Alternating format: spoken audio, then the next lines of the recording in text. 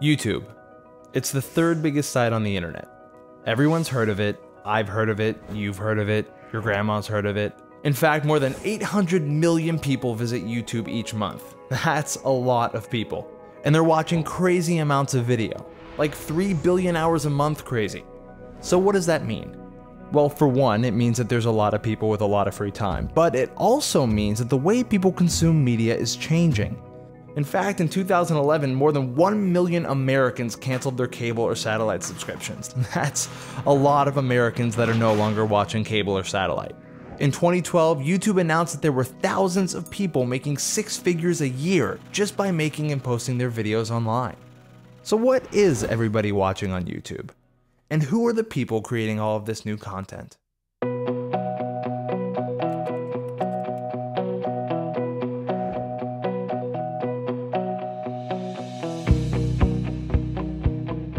YouTube is something so different now. It's not about all the viral stuff. There are so many people on YouTube that make consistent content.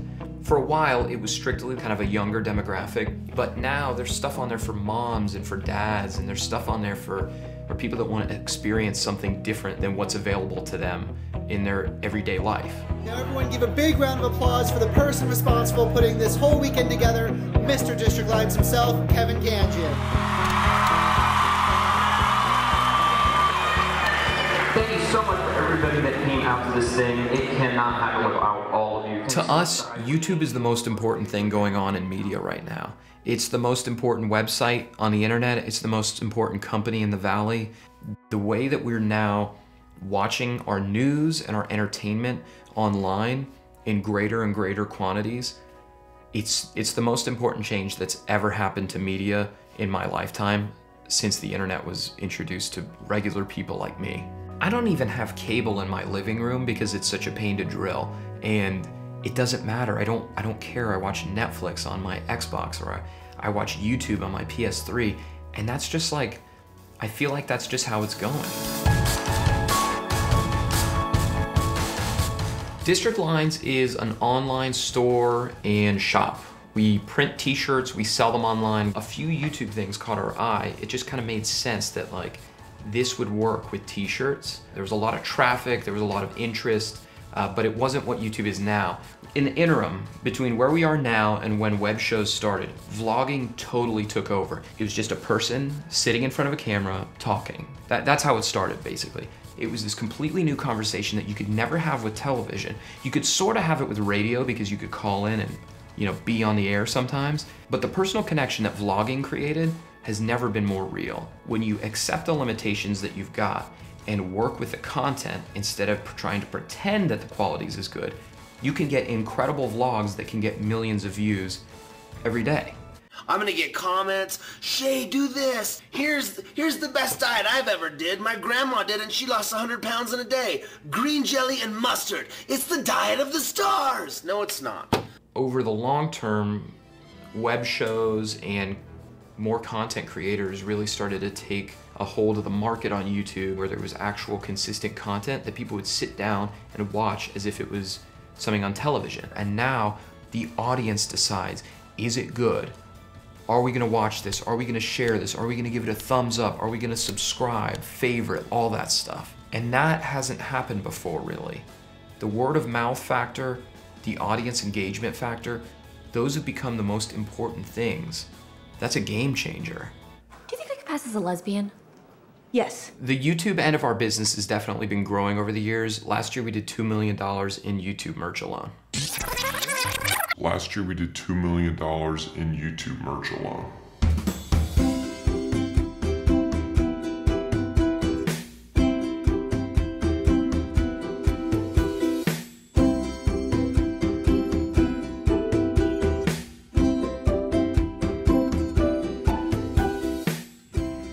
Playlist Live is our 3-day YouTube convention slash festival slash party slash concert. We do it right here in Orlando, Florida. We bring in tons of YouTubers, bands, all sorts of cool people, people that are working in the space, even if they're not necessarily making videos, and we stick them in a room and we have this awesome gathering festival party.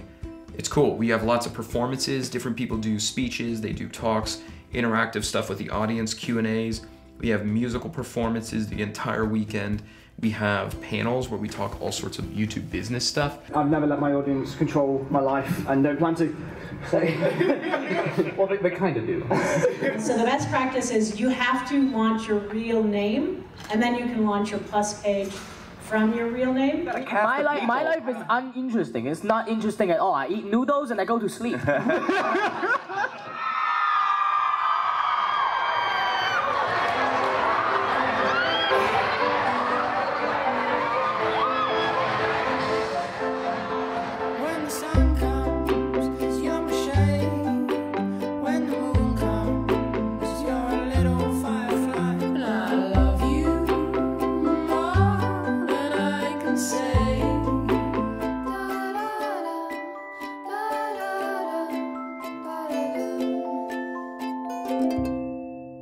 Hannah Hart talking about herself. Take one.